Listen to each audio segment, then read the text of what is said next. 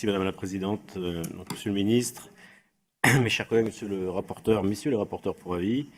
La mission sécurité concerne l'une des prérogatives essentielles de l'État, celle de la protection de nos concitoyens, avec pour priorité la lutte contre le terrorisme, contre toutes les formes de délinquance et contre l'insécurité routière. Avec 13,6 milliards d'euros à périmètre constant, le budget de la mission sécurité est en légère hausse de 2,4% par rapport à 2018. Progression amorcée ces dernières années et qui se poursuit. Elle est pleinement justifiée dans un contexte particulier de menaces terroristes qui exige de la part de la police et de la gendarmerie un investissement continu.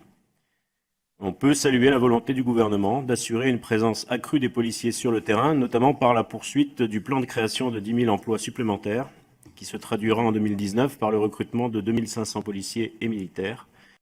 et un budget de fonctionnement qui progresse de près de 2% en crédit de paiement. Je note cependant, en page 28 de la mission, dans le tableau « Évolution des emplois », que si les effectifs de la police nationale progresseront de 1735 ETP en 2019, les effectifs de hauts fonctionnaires, corps de conception et de direction et corps de commandement de la police nationale baisseront de 399 ETP et ceux des adjoints de sécurité de 54 ETP. En outre, nous devons prêter attention à la juste répartition des effectifs sur l'ensemble du territoire et je tiens ici à relayer de nouveau la question que mon collègue Jean-Christophe Lagarde a posée au Premier ministre à ce sujet dans les questions d'actualité la semaine dernière, en citant l'exemple à Paris d'effectifs 4 fois supérieurs à ceux de la Seine-Saint-Denis. Assurer la même protection des citoyens en tout lieu du territoire devrait être une priorité, c'en est une certainement, et peut-être, Monsieur le Ministre, pouvez-vous nous indiquer comment vous comptez agir en ce sens.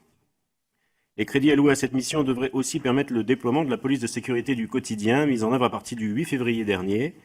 Je rappelle que la Nouvelle-Calédonie a été le seul territoire d'outre-mer à être sélectionné et à bénéficier de la police de sécurité du quotidien et on ne peut que soutenir un tel dispositif qui va accentuer la collaboration entre l'ensemble des forces de l'ordre et la police municipale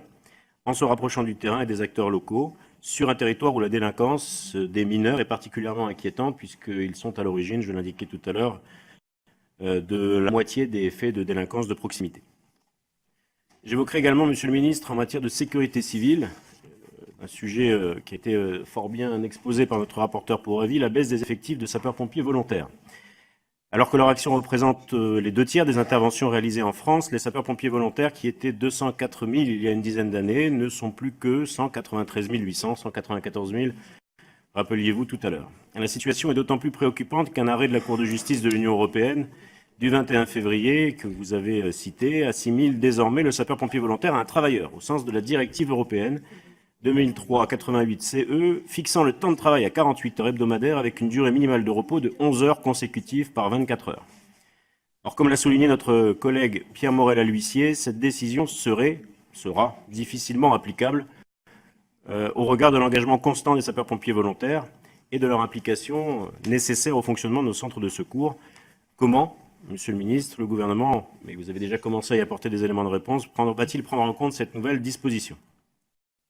Enfin, l'un des objectifs louables attribués à cette mission est d'intensifier la lutte contre l'insécurité routière.